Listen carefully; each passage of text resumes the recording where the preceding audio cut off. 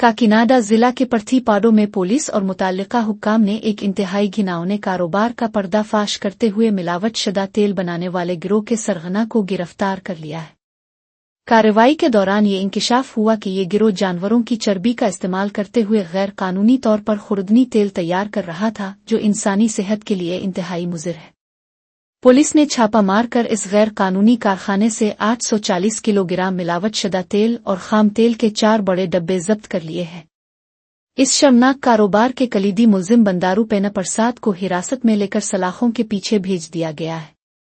इब्तिदाई तहकीकात के मुताबिक ये गिरोह इस कसीफ तेल को सस्ते दामों मकामी बाजारों और होटलों में फरोख्त करने का इरादा रखता था।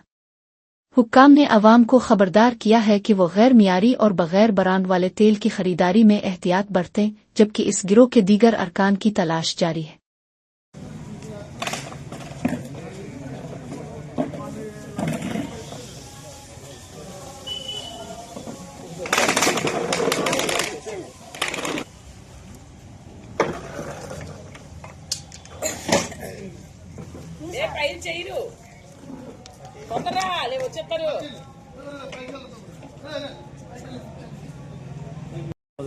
రెస్టారెంట్కి మంచి రేసి బిర్యానీ అని కాదు హోటల్కి వెళ్తే ఏం చేస్తారు ఎక్కడ చెప్తాడు ఆయన